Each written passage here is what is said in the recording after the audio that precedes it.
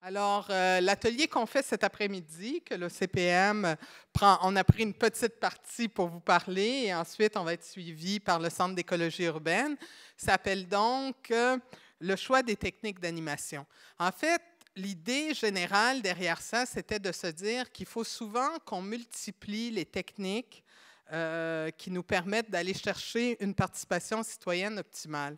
Et ce que je voulais faire en guise d'introduction, c'est vous partager une expérience dont j'ai pris connaissance la semaine dernière, non, il y a 2 semaines, lors de mon voyage, lors de ma mission en Europe, où j'ai eu la chance d'aller visiter le Conseil de l'Europe pour échanger avec eux et avec notamment le Congrès des pouvoirs locaux et de la démocratie locale sur comment est-ce qu'on peut évaluer la participation. Parce que pour choisir des techniques d'animation, il est important de savoir d'où on part. Il est important aussi de comprendre comment on doit qualifier la participation publique pour pouvoir choisir les meilleures techniques, les meilleurs moyens d'atteindre le maximum de personnes et d'obtenir une diversité. J'étais également très préoccupée par la question de la diversité des types de participation qu'on obtient. Notre expérience à l'Office de consultation publique, c'est qu'il est plus facile de mobiliser les gens qui sont contre un projet que les gens qui sont pour un projet, pour une raison très simple, c'est qu'au fond, on demande aux gens, à partir de leur propre temps de loisir, de venir confier un peu de leur temps au bien commun pour réfléchir au bien commun. Alors, si on ne veut pas que quelque chose se fasse, on se sent beaucoup plus interpellé pour y aller que si on veut que cette chose-là se fasse, auquel cas on fait confiance à la grande masse pour pouvoir aller dire que c'est une bonne chose. Donc ça nous préoccupait aussi. L'autre chose qui nous préoccupait, c'est qu'on est en train de construire, on le dit de plus en plus, on veut construire avec les communautés. On est en train de construire et on se rend compte qu'il y a des grands pans de la population qui sont exclus de ces capacités-là de construire. Il y a eu des ateliers ce matin et cet après-midi là-dessus. Et il nous est donc apparu hyper important de pouvoir se poser la question comment on évalue la participation. Obtenir la participation des gens, ce n'est pas une tâche aisée. Il y a des obstacles qui sont nombreux et notamment, ça peut être le manque de capacité à participer, ça peut être le manque d'engagement à l'égard des organisations des affaires publiques, ça peut être aussi les outils ou les processus qui sont mis à la disposition des gens qui peuvent paraître intimidants. Alors, le Conseil européen s'est penché sur cette question, a constaté en effet que malgré tous les projets que font les communautés locales à cet égard, dans tous ces États membres, il y a une absence d'évaluation exhaustive et efficace des stratégies qui visent à étendre la participation locale. Et ils ont mandaté un groupe de travail pour créer un outil qui s'appelle l'outil CLEAR, qu'on va vous présenter. Tu peux aller directement là.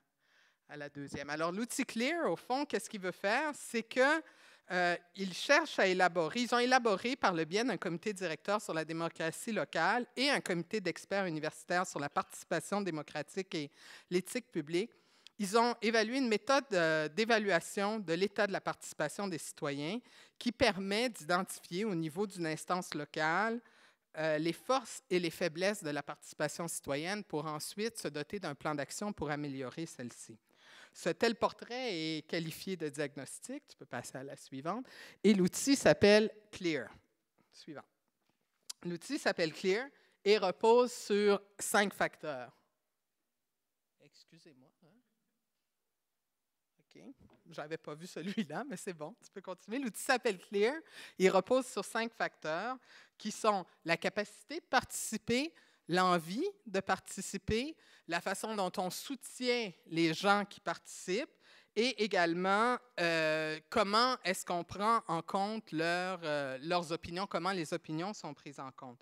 Donc, cet outil donc, de 5 indicateurs a ceci comme capacité, c'est que ce n'est pas un outil de comparaison, c'est vraiment un outil d'autodiagnostic. C'est-à-dire qu'on part du principe qu'il n'y a aucune participation qui serait idéale, ce qui est assez révolutionnaire, je pense, comme façon de penser, parce qu'on veut toujours essayer de se classer, est-ce qu'on est mieux, moins bon que le voisin. Ceci part du concept que tout le monde a quelque chose à faire pour permettre à la démocratie locale de s'améliorer et que les interventions dans chacun des champs peut être différente dépendant de qui est l'acteur qui s'en occupe.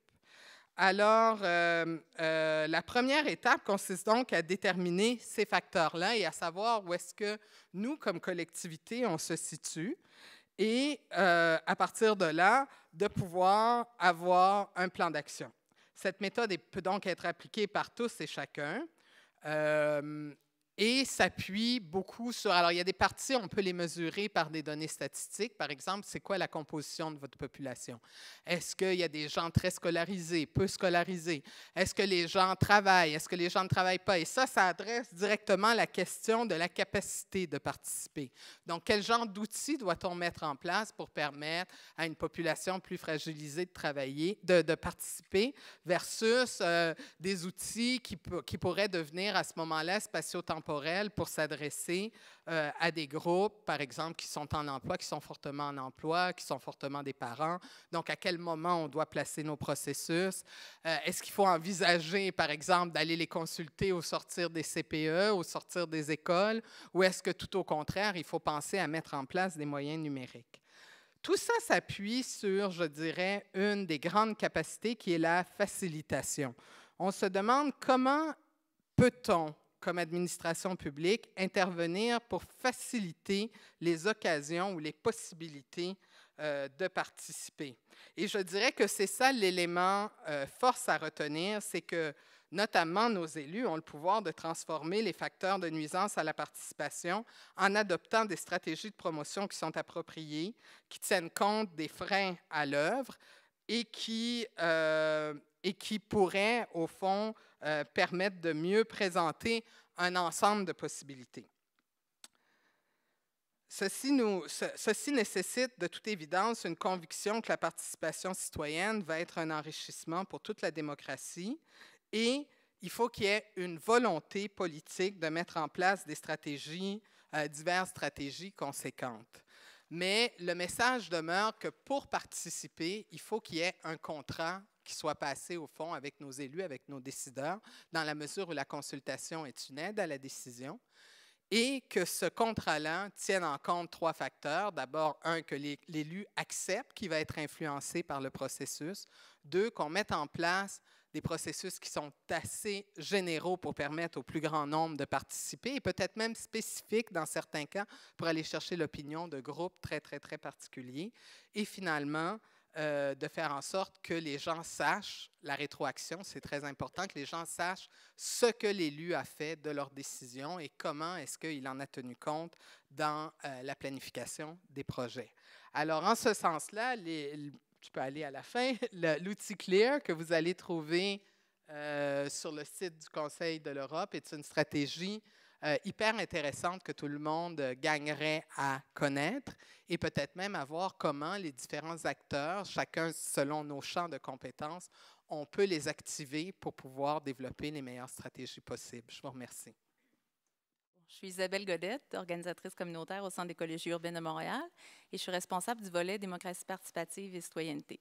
Comme le titre de la présentation l'indique, on va regarder avec vous ce qu'on semble, ce n'est pas une recette, là, mais ce qu'on semble être les étapes pour bien choisir la méthode participative. Donc, clarifier l'intention, préciser l'objectif, choisir le bon public pour ensuite bien choisir la méthode. Le Centre d'écologie urbaine. L'écologie urbaine, on se demande parfois ce que c'est. Pour nous, c'est la conception de la ville comme un système dans lequel l'humain est au centre et c'est de travailler sur les enjeux environnementaux urbains. Donc, on n'est pas à la défense des belugas ou de la forêt boréale. C'est pour ça qu'on travaille en question de verdissement dans la ville, en aménagement transport actif et en question de démocratie participative. On travaille à soutenir des organismes communautaires, des comités de citoyens. Et on travaille aussi avec des municipalités. Par exemple, actuellement, on offre des services professionnels à la ville de Saint-Basile-le-Grand pour animer un processus de budget participatif. Donc, premièrement, clarifier notre intention. Souvent, on nous approche, par exemple, et là, on se fait dire on veut organiser une marche exploratoire.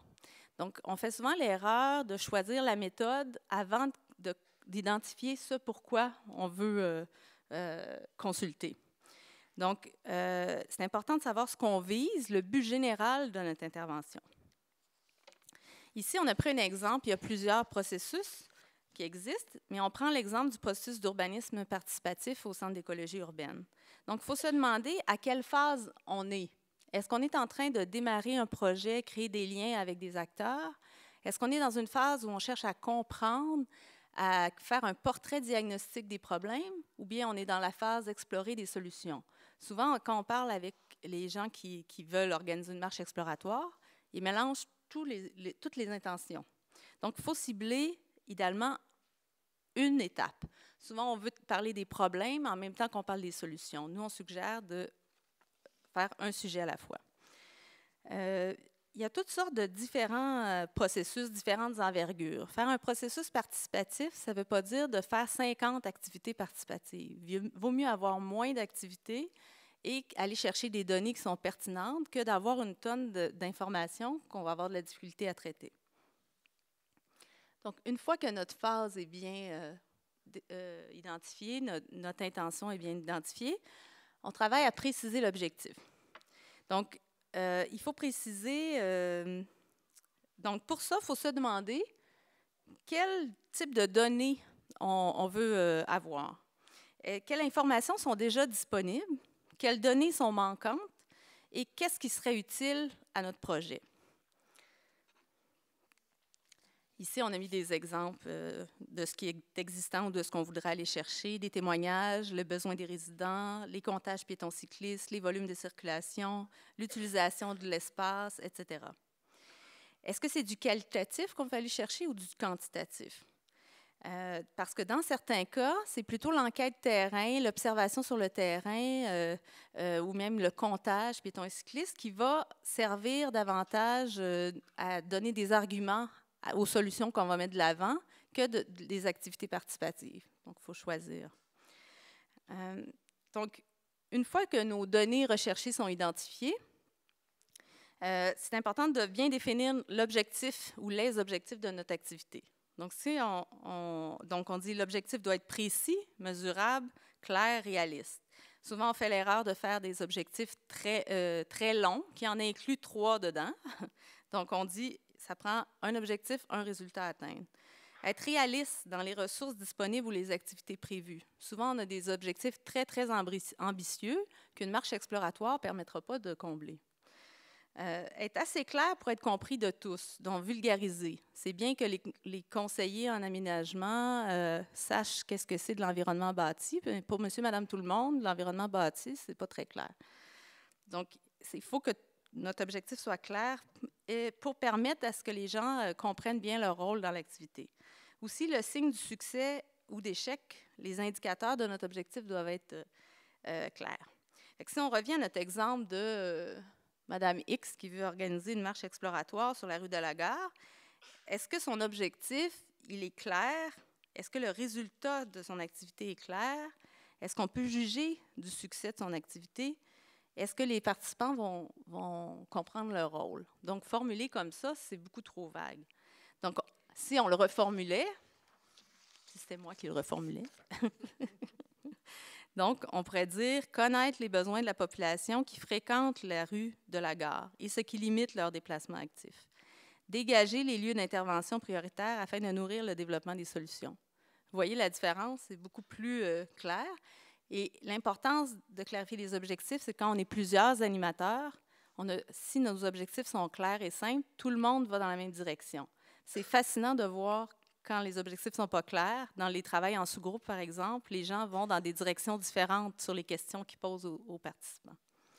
Donc, par exemple, ici, on irait chercher des témoignages, les besoins, les problèmes vécus et les lieux prioritaires. Donc, ça centre sur quoi on va aller chercher des solutions, des données.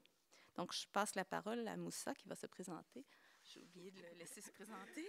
Bonjour, donc mon nom est Moussa Sen, également organisateur communautaire au Centre d'écologie urbaine de Montréal. Donc, une fois que les 2 étapes de préciser l'intention et définir l'objectif sont faites, la prochaine étape qui est importante, c'est de cibler le bon public. Qu'est-ce qu'on entend par cibler le bon public? C'est en fait déterminer quel public est le plus pertinent aux objectifs qu'on poursuit. Ce qui veut dire par là que en faisant de la participation citoyenne, ça n'implique pas nécessairement tout le monde en même temps. c'est choisir les bonnes personnes au bon moment. Pour illustrer un peu cette idée qu'il faut lier nos objectifs au public, on va voir trois exemples. Ce sont des exemples de méthodes qu'on utilise au Centre d'écologie urbaine dans des processus d'urbanisme participatif. Donc, on a l'atelier de travail citoyen, l'atelier de travail professionnel et l'atelier de validation des résultats. Dans le cadre de l'atelier de travail citoyen, l'objectif ici est de documenter les problèmes du territoire. Et donc, le public cible, c'est les citoyens, car les citoyens sont les experts de leur quartier, les experts de leur territoire. Ils sont les mieux placés pour documenter les problèmes qu'ils vivent. Ensuite, on a l'atelier de travail professionnel. Ici, on vise à explorer les solutions aux problèmes d'un territoire. Et donc, on fait appel à des professionnels en aménagement ou en service public, également à des citoyens experts et parfois aussi à des élus. Et finalement, on a l'atelier de validation des scénarios. Donc, ici, on vise à mesurer l'adhésion des citoyens aux propositions d'aménagement que les experts ont fait précédemment. Encore une fois, on revient à un public qui est davantage citoyen. Ce petit tableau où on a 3 types de méthodes nous montre qu'à peu près pour chaque méthode, on a un objectif différent et souvent on a un public cible différent. On pourrait même dire que pour chaque méthode, on a des objectifs et des cibles différents, peu importe le processus d'urbanisme de participation citoyenne qu'on utilise. D'où l'importance toujours de bien cibler son public, de bien identifier nos objectifs. Comment le choix de la bonne méthode se fait? Merci. Au centre, en suivant ces 4 étapes, on a développé au cours des dernières années une grande variété d'outils et de méthodes qui nous permettent ensuite de nous adapter au contexte. On va voir ensemble cette boîte à outils qu'on a créée, on va la survoler en fait, et on vous invite ensuite à aller la consulter. C'est une boîte à outils qui est accessible à tous, et en fait, elle est en perpétuelle construction. Donc, on invite les gens à l'utiliser, à l'essayer, et ensuite nous faire part de leurs commentaires pour qu'on puisse l'adapter. Vous avez ici Transformer ta ville, qui est en fait la boîte à outils. Vous cliquez dessus, et ensuite, vous allez arriver sur cette page. Et sur cette page, vous allez pouvoir choisir votre intention, dont on a parlé tantôt, et quel secteur. Mettons que vous voulez faire un projet qui est en urbanisme participatif, vous voulez faire un projet qui est en participation citoyenne, exemple un budget participatif. Donc vous choisissez soit votre outil, soit votre intention, soit votre secteur, ou si vous voulez, vous consultez l'ensemble de la boîte à outils en cliquant simplement, en cliquant rechercher sans indiquer d'intention ou de secteur. Donc vous vous retrouvez avec une Donc, vous vous retrouverez avec plusieurs outils. Et dans le fond, pour chaque outil, vous aurez une page où vous retrouverez en résumé quelles sont les limites de cet outil, quels sont les avantages de cet outil, quel est le public cible de cet outil. Ensuite, vous avez une fiche qui fait la synthèse de comment utiliser cet outil, comment l'appliquer, avec quelle population l'appliquer. Et vous avez également différents outils qui sont liés à cet outil qui vous permettent de savoir, OK, mettons que je fais un kiosque de consultation, ce serait quoi la prochaine étape par rapport à mon public. Donc, malheureusement, Internet ne fonctionne pas, c'est un peu dur à expliquer, mais c'est assez simple à utiliser comme boîte à outils. On peut peut-être nommer, par exemple, dans la boîte à outils, il y a la marche exploratoire, les 3 activités que Moussa a présentées, le kiosque de consultation, le photomaton, l'exercice de vision, etc. Puis on la bonifie au fur et à mesure qu'on réussit à faire des fiches. Et ce qui est intéressant aussi, c'est que ça permet de voir qu'un outil qu'a priori on aurait pensé qu'il concerne uniquement l'urbanisme, eh bien non, peut être appliqué à d'autres projets, à d'autres aspects. Je vous invite à vous inscrire à l'infolette du Centre d'écologie et à devenir membre pour soutenir la mission et rester informé des activités du centre. Et je fais ma petite promotion. On lance ce week-end les journées de l'écologie urbaine. Vous avez à l'avant l'information. Donc, ça commence ce week-end avec 85 promenades de Jane, des citoyens qui font découvrir leur quartier à Montréal. C'est des promenades gratuites. Il y a formation sur les plantes grimpantes, etc. Et à la fin du mois, le lancement de notre guide sur l'urbanisme participatif avec une conférence et un atelier de Fred Kent, qui est spécialisé dans le développement d'espaces publics aux États-Unis et qui aborde la question du NIMBY, là, du pas dans ma cour. Donc, je vous invite à participer en grand nombre. On va répondre aux questions. Oui. Merci.